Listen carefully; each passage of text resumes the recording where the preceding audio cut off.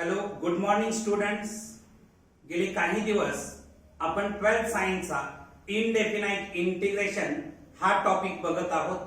या टॉपिक मध्ये प्रिव्हियस लेक्चरला आपण एक्सरसाइज 3.3 मध्ये क्वेश्चन फर्स्ट बघत होतो, इव्हॅल्युएट द फॉलोइंग. त्याच्यातले 12 क्वेश्चन्स ऑलरेडी आपण कंप्लीट केलेले आहेत. आज आपण क्वेश्चन नंबर 13 आणखी त्याच्या पुढचे क्वेश्चन्स पाहणार आहोत. तर आजचा फर्स्ट क्वेश्चन नंबर 13 काय आहे बघा. Integration of log x upon x with respect to x.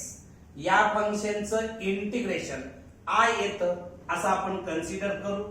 Late I is equal to integration of log x upon x with respect to x. इथं log x ची derivative 1 upon x येते, म्हणून log x साठी आपण t put करू. Put log x is equal to t. जेव्हा आपण substitutions करतो तेव्हा डिफरन्शिएट करतो. Differentiating both sides with respect to x we get. x च्या रिस्पेक्ट मध्ये जर बोथ साइड्स आपण डिफरन्शिएट केल्या तर 1 अपॉन x येणार आहे. आणखी t ची derivative with respect to x dt by dx येणार आहे. हे dx इथं डिवाइड आहे, या साइडला येऊन मल्टिप्लाय होणार, म्हणजे 1 upon x dx is equal to dt मिळणार आहे. तुमचं जे गिवन फंक्शन आहे ते आता काय होणार आहे बघा. I is equal to integration of log x साठी आपण t पुट करणार आहे. म्हणजे log x साठी t पुट केल्यानंतर log t झालं आणि 1 अपॉन x dx साठी आपण dt पुट करणार आहे. म्हणजेच तुमचं function log t with respect to t झालं. आता तुम्हाला हा कन्सेप्ट माहिती आहे, इंटिग्रँड मध्ये ओनली log फंक्शन असेल किंवा ओनली इनवर्स ट्रिग्नोमेट्रिक फंक्शन असेल तर हे सेकंड फंक्शन याच्यामध्ये आपण v इज इक्वल टू 1 पकडतो. म्हणजेच I काय होणार बघा. I is equal to integration of log t into 1 dt होणार आहे. इंटिग्रँड मध्ये ओनली log फंक्शन होतं, म्हणून सेकंड फंक्शन मी 1 कन्सिडर केलं. म्हणजे uv पैकी v ची व्हॅल्यू आपण 1 कन्सिडर करतो आहे. ओके, याला आपण इंटिग्रेट करणार आहे. कोणत्या रूलच्या आधारे?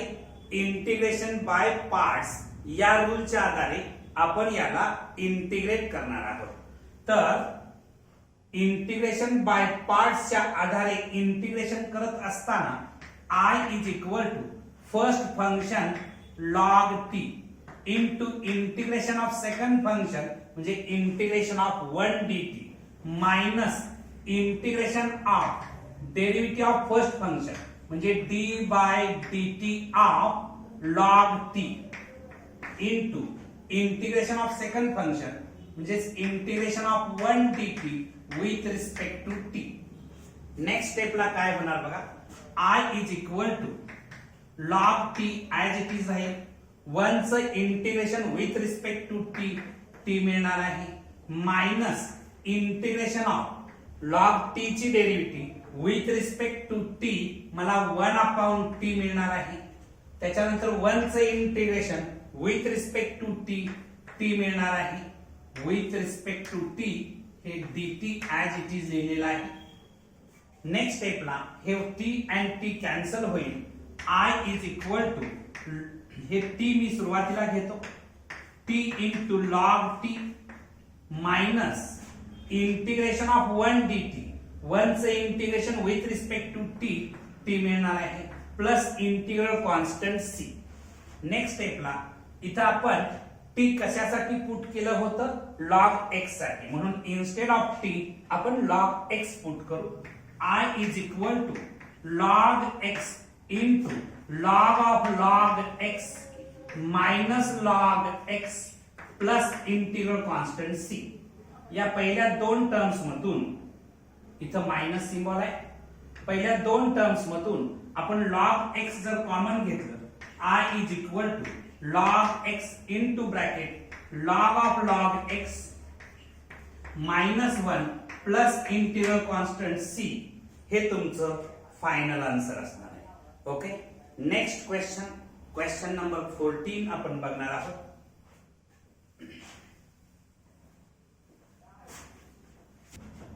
नेक्स्ट क्वेश्चन नंबर 14 काय आहे बघा.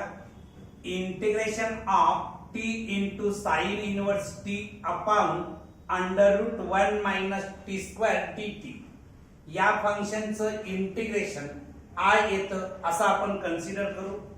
Late I is equal to integration of t into sine inverse t upon √1 minus t square dt. Sine inverse t ची derivative 1 upon √1 minus t square येते, म्हणून साइन इनवर्स t साठी आपण theta put करू.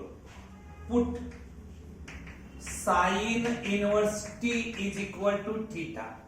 जेव्हा आपण सबस्टिट्यूशन्स करतो तेव्हा डिफरन्शिएट करतो. Differentiating both sides with respect to t we get. t च्या रिस्पेक्ट मध्ये जर मी बोथ साइड डिफरन्शिएट केल्या तर मला काय मिळणार आहे बघा. साइन इनवर्स t ची derivative with respect to t 1 upon √1 minus t square मिळणार आहे, इज इक्वल टू थीटा ची derivative with respect to t d theta upon dt मिळणार आहे. हे dt इथं डिवाइड आहे, इकडे येऊन मल्टिप्लाय होईल. 1 upon √1 minus t square dt is equal to d theta होणार आहे. आता याच्याशिवाय आणखीन काही गोष्टी आपल्याला फाइंड आउट करून घ्याव्या लागतील, ज्या नंतर आपल्याला यूज करायच्या आहेत. या ठिकाणी also sine inverse t is equal to theta आहे. Therefore t is equal to sine theta मिळणार आहे. t is equal to sine theta. आता तुमचं हे जे फंक्शन आहे गिवन फंक्शन ते काय होणार बघा. I is equal to integration of t च्या बदली मी साइन थीटा पुट करणार आहे इनटू साइन इनवर्स t साठी थीटा पुट करणार आहे आणि 1 upon √1 minus t square dt साठी मी d थीटा पुट करणार आहे. हे फंक्शन मी रिअरेंज केलं. I is equal to integration of theta into sine theta d theta. हे असं रिअरेंज का केलं. जेव्हा इंटिग्रँड मध्ये दोन फंक्शनचा प्रॉडक्ट असतो तेव्हा आपल्याला first function and second function decide करावं लागतं. ते डिसाइड करण्यासाठी LIATE चा रूल आपण फॉलो करतो. थीटा हे अल्जेब्रिक फंक्शन आहे आणि साइन थीटा हे त्रिगो फंक्शन आहे. म्हणजे फर्स्ट फंक्शन तुमचं अल्जेब्रिक असणार आहे आणि सेकंड फंक्शन ट्रिगो असणार आहे आणि त्यामुळे याला मी रिअरेंज केलं. आता दोन फंक्शनचा प्रॉडक्ट असणाऱ्या इंटिग्रँडचं इंटिग्रेशन फाइंड आउट करत असताना तुम्हाला इंटिग्रेशन बाय पार्ट्स हा रूल यूज करावा लागेल. इंटिग्रेशन बाय पार्ट्स ने याचं इंटिग्रेशन काढू. I is equal to first function into integration of second function minus integration of derivative of first function into integration of second function म्हणजे sin theta integration of sin theta d theta with respect to theta होणार आहे. Next स्टेपला I is equal to हे theta as it is आहे.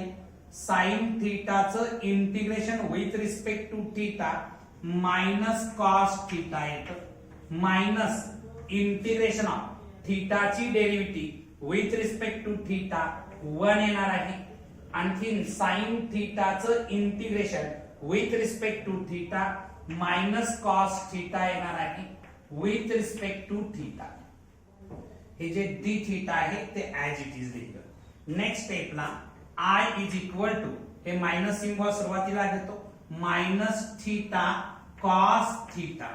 आता हे minus आणखी हे मायनस प्लस होणार आहे. आणखी integration of cos theta. Cos थीटाचं integration with respect to theta sine theta मिळणार आहे प्लस इंटिग्रल कॉन्स्टंट सी असणार आहे. ओके, आता नेक्स्ट स्टेपला मला अजून काही ऍडजस्टमेंट करावे लागतील. इथं बघायचं, या ठिकाणी हा फॉर्म्युला तुम्हाला स्कूल लेवलचा हा फॉर्म्युला तुम्हाला पाठ आहे. cos theta is equal to √1 minus sine square theta, म्हणजेच cos theta is equal to √1 minus T square मिळणार आहे. कारण साइन थीटा साठी आपण t फाइंड आउट केलेला आहे. t is equal to sine theta, म्हणजे इन्स्टेड ऑफ साइन थीटा मी t पुट केलं तर अंडर रूट मध्ये 1 मायनस टी स्क्वेअर मिळणार आहे. म्हणजेच आता तुमचं हे जे इंटिग्रेशन आहे ते काय होणार आहे बघा, i इज इक्वल टू हे मायनस ऍज इट इज आहे थीटा साठी आपण भरणार आहे sine inverse T. Cos theta साठी आपण भरणार आहे √1 minus T square plus sine theta साठी आपण टी पुट करणार आहे प्लस इंटिग्रल कॉन्स्टंट सी. हे तुमचं फायनल आन्सर असणार आहे. ओके, आपण क्वेश्चन नंबर 15 बघणार आहोत. तर चला क्वेश्चन नंबर 15 बघू.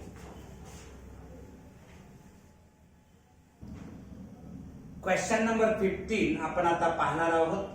क्वेश्चन नंबर 15 काय आहे बघा, integration of cos √x dx. या फंक्शनचं इंटिग्रेशन i येतं असं आपण कन्सिडर करू.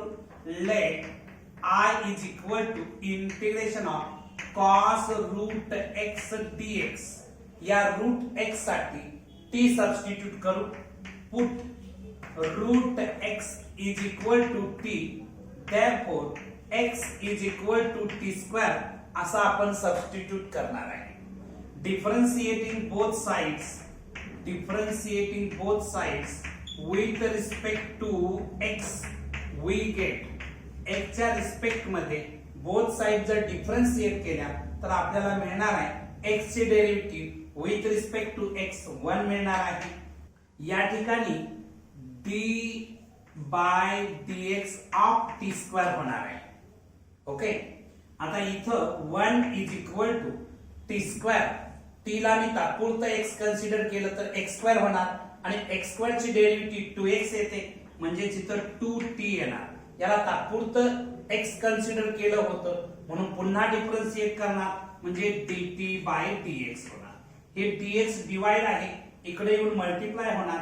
dx is equal to 2t dt असं मिळणार.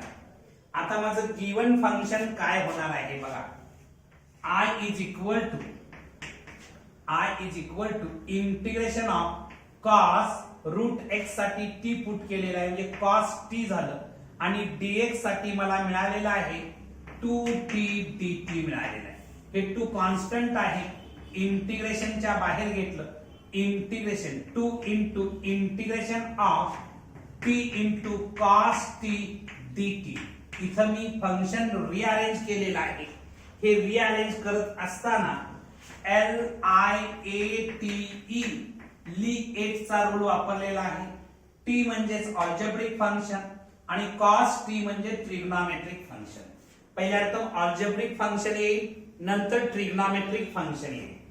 म्हणजेच t हे फर्स्ट फंक्शन असेल आणि cos t हे सेकंड फंक्शन असेल. आता याचं इंटिग्रेशन बाय पार्ट्स या रूलच्या आधारे आपण फाइंड आउट करणार आहोत.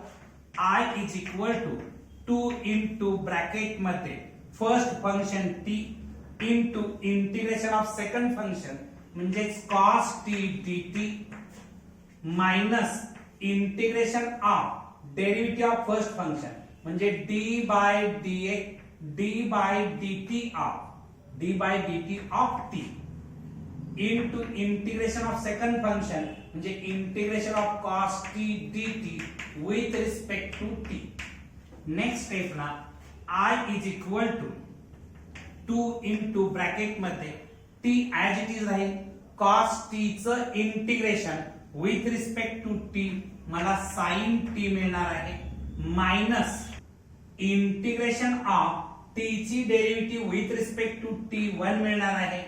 cos t चं integration with respect to t sine T मिळणार आहे with respect to T. Next स्टेपला हे स्क्वेअर ब्रॅकेट इथं कंप्लीट असेल. I is equal to 2 into square bracket मध्ये T sine T minus integration of sine T with respect to T minus cos T मिळणार आहे plus integral constant C राहणार आहे. Next स्टेपला I is equal to 2 into T च्या बदली आपण route X भरणार आहे, कारण रूट एक्स साठी आपण टी सबस्टिट्यूट केलं होतं, म्हणून instead of T root X भरणार आहे. Sine root X minus minus plus होणार कॉस रूट एक्स, कारण टी च्या जागेला रूट एक्स पुट केलं प्लस इंटिग्रल कॉन्स्टंट सी. हे तुमचं फायनल आन्सर आहे. Okay, next question, question number 16 आपण बघणार आहोत. क्वेश्चन नंबर 16 काय आहे बघा. Integration of sine theta into log of cos theta with respect to theta. या फंक्शनचं इंटिग्रेशन आय येतं असं कन्सिडर करू. Let I is equal to integration of sine theta into log of cos theta with respect to theta. Cos theta साठी आपण T put करू. Put cos theta is equal to T. जेव्हा आपण substitutions करतो तेव्हा आपण differentiate करतो. याच्या आधारे differentiating with respect to theta we get. थीटाच्या रिस्पेक्ट मध्ये जर आपण डिफरन्शिएट केलं तर कॉस थीटाची derivative with respect to theta minus sine theta is equal to T ची derivative with respect to theta dt upon D theta. आता हे डी थीटा इथं डिवाइड आहे, इकडे मल्टिप्लाय होणार sine theta D theta is equal to minus dt. हे minus sine त्या साइडला नेलेलं आहे. आता तुमचं इंटिग्रेशन काय होणार बघा. I is equal to sine theta D theta एवढ्या पार्ट साठी तुम्ही मायनस dt भरणार आहात. आणखी लॉग कॉस थीटा साठी टी पुट करणार आहात, म्हणजे integration of log T minus dt होणार आहे. आता या ठिकाणी हे मायनस सिम्बॉल आपण बाहेर घेऊ तर आपल्याला काय मिळेल बघा. I is equal to minus integration of log T dt राहणार आहे. जेव्हा इंटिग्रँड मध्ये फक्त लॉगॅरिथमिक फंक्शन असतं किंवा फक्त इनव्हर्स ट्रिग्नॉमेट्रिक फंक्शन असतं तेव्हा सेकंड फंक्शन आपण 1 कन्सिडर करतो आहे. I is equal to minus integration of log t into 1 dt. u आहे लॉग टी आणखी v आहे 1. आता प्रॉडक्ट ऑफ टू फंक्शन आहे. प्रॉडक्ट ऑफ टू फंक्शनचं इंटिग्रेशन बाय पार्ट्सच्या आधारे आपण फाइंड आउट करतो आहे. याचं इंटिग्रेशन काय होईल बघा. आय इज इक्वल टू हे minus symbol as it is ठेवू. First function log t into integration of second function 1 dt minus integration of derivative of first function म्हणजे d by dt of log t into integration of 1 dt with respect to t. हे square bracket इथं complete असेल. Next स्टेपला i is equal to minus into bracket मध्ये log t as it is राहील. 1 चं integration with respect to t मिळणार आहे minus हे इंटिग्रेशनचं symbol as it is log t ची derivative with respect to t 1 upon t राहणार आहे. 1 चं integration with respect to t येणार आहे विथ रिस्पेक्ट टू t. ते dt ऍज इट इज लिहिलेलं आहे. नेक्स्ट स्टेपला i is equal to minus of log हे t आधी घेतो t into log t minus t cancel झालं तर इथं शिल्लक राहणार आहे 1. Integration of 1 with respect to t, t मिळतं, square bracket complete plus integral constant C. आता हे मायनस साइन जर तुम्ही आतमध्ये नेलं तर काय होईल बघा, I is equal to minus, हे जे मायनस टी आहे ते प्लस टी होईल आणि हे प्लस आहे ते मायनस होईल, minus t log t plus integral constant C. Next स्टेपला आपण टी कशासाठी पुट केलेला आहे, कॉस थीटा, थीटासाठी. म्हणजे इन्स्टेड ऑफ टी आपण कॉस थीटा पुट करू.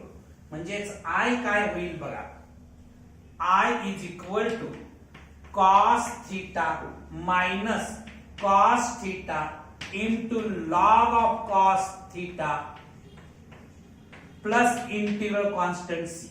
या दोन टर्म्स मधून जर मी कॉस थीटा कॉमन घेतलं तर ब्रॅकेट मध्ये राहणार आहे 1 minus log of cos theta plus integral constant C. हे तुमचं फायनल आन्सर असणार आहे. Okay, next question, question number 17. Next question, question number 17 काय आहे बघा, integration of x into cos cube x dx. या फंक्शनचं इंटिग्रेशन I येतं असं आपण कन्सिडर करू. Let I is equal to integration of x into cos cube x dx. तुम्हाला ट्रिग्नोमेट्रीचा हा फॉर्म्युला माहिती आहे, cos 3 theta is equal to 4 cos cube theta minus 3 cos theta. आता हे मायनस 3 cos थीटा या साइडला आणलं तर प्लस होणार 3 cos theta plus cos 3 theta is equal to 4 cos cube theta. हे 4 इंटू आहे, या साइडला येऊन डिवाइड होईल म्हणजे 1/4 इंटू ब्रॅकेट मध्ये 3 cos theta plus cos 3 theta is equal to cos cube theta. या फॉर्म्युल्याच्या आधारे I is equal to integration of x into cos cube x साठी मी 1/4 इंटू ब्रॅकेट मध्ये 3 cos x plus cos 3x with respect to x as it is लिहिणार आहे. आता आपण further याला सिंप्लिफाय करू. 1/4 कॉन्स्टंट आहे, इंटिग्रेशनच्या बाहेर येईल. I is equal to 1/4 into integration of x into bracket मध्ये 3 cos x plus cos 3x dx असं आपण लिहिणार आहे. इथं प्रॉडक्ट ऑफ टू फंक्शन दिसतो आहे. प्रॉडक्ट ऑफ टू फंक्शनचं इंटिग्रेशन फाइंड आउट करण्यासाठी इंटिग्रेशन बाय पार्ट्स हा रूल यूज करणार आहे. मात्र first function and second function तुम्हाला डिसाइड करावं लागेल. x हे अल्जेब्रिक फंक्शन आहे आणि हे ब्रॅकेट मधलं फंक्शन ट्रिग्नोमेट्रिक फंक्शन आहे. म्हणजे फर्स्ट फंक्शन अल्जेब्रिक फंक्शन राहणार, आणखीन सेकंड फंक्शन ट्रिग्नोमेट्रिक फंक्शन राहणार आहे. त्यामुळे याची ऑर्डर चेंज करण्याची आवश्यकता नाही. आता याचे इंटिग्रेशन फाइंड आउट करू. I is equal to 1/4 as it is राहील. मी इथं कर्ली ब्रॅकेट यूज करतो आहे.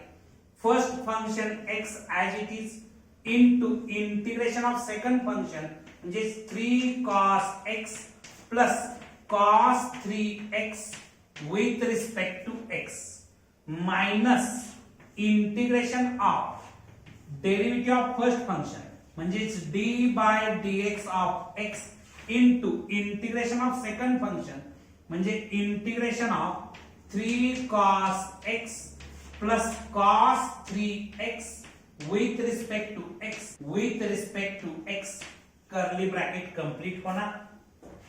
नेक्स्ट स्टेपला I is equal to 1/4 into curly bracket मध्ये x ऍज इट इज आहे. याचं इंटिग्रेशन फाइंड आउट करत असताना 3 कॉन्स्टंट आहे, इंटिग्रेशनच्या बाहेर येईल. cos x integration with respect to x sin x असणार आहे plus cos 3x integration with respect to x sin 3x असणार आहे. मात्र x चा कोएफिशिएंट 3 आहे म्हणून मी अपॉन 3 करणार आहे. ओके, हे minus symbol as it is, इंटिग्रेशनचं symbol as it is, d by dx of x, x ची derivative with respect to x 1 मिळते. याचं इंटिग्रेशन फाइंड आउट करत असताना 3 ऍज इट इज कॉन्स्टंट आहे बाहेर घेतलं. cos x integration sin x येणार आहे plus cos 3x integration sin 3x upon 3 sin 3x upon 3. आणखी हे with respect to x as it is लिहिलं. आणखी हे तुमचं कर्ली ब्रॅकेट कंप्लीट होईल. नेक्स्ट स्टेपला मी इथं जागा अवेलेबल करतो आहे. तर काय होणार बघा, I is equal to 1 upon 4 into curly bracket मध्ये इथं बघायचं x ने याला जर मल्टिप्लाय केलं तर हे 3x sin x होणार आहे plus x upon 3 sin 3x मला मिळणार आहे मायनस इथं हे ब्रॅकेट मध्ये लिहू मायनस. आता इथं काय होणार बघा, इंटिग्रेशन फाइंड आउट करत असताना हे 1 चं काय विचारात घेण्याची आवश्यकता नाही. 1 न मल्टिप्लाय केलं तर हेच ब्रॅकेट मला मिळणार आहे. याचं इंटिग्रेशन 3 कॉन्स्टंट आहे ऍज इट इज लिहिणार, ला ब्रॅकेट टाकतो मी. 3 कॉन्स्टंट आहे ऍज इट इज मिळणार आहे. sin x चं integration with respect to x minus cos x मिळणार आहे. ओके, प्लस हे प्लस आहे मात्र sin 3x इंटिग्रेशन इथं सध्या प्लस लिहितो. 1 अपॉन 3 हे डिनॉमिनेटरला 3 आहे ते 1 अपॉन 3 लिहितो. sin 3x integration with respect to x minus cos 3x upon 3 राहणार आहे. आता इथे इंटिग्रेशन संपलं असल्यामुळं प्लस इंटिग्रल कॉन्स्टंट c इथं मी कर्ली ब्रॅकेट कंप्लीट करतो प्लस इंटिग्रल कॉन्स्टंट c घेतो. I is equal to 1 upon 4 into curly bracket मध्ये इथं लिहित असताना 3x sin x plus x by 3 into sin 3x minus हे मायनस मायनस प्लस होणार आहे. या मायनस साइन मुळे हे मायनस मायनस प्लस झालं प्लस 3 cos x मायनस आणखी हे प्लस मायनस होणार मात्र हे मायनस मिळून प्लस होणार. 1 अपॉन 3 आणखी हे 3 म्हणजे 1 अपॉन 9 येणार cos 3x plus integral constant c हे तुमचं फायनल आन्सर असणार आहे. ओके, आज आपण इथं थांबणार आहोत. या एक्सरसाइजचा रिमेनिंग पार्ट आपण नेक्स्ट व्हिडिओ लेक्चर्स मध्ये पाहणार आहोत. तुम्हाला हा व्हिडिओ आवडला असेल तर लाईक, शेअर अँड सबस्क्राईब करायला बिलकुल विसरू नका. थँक्यू.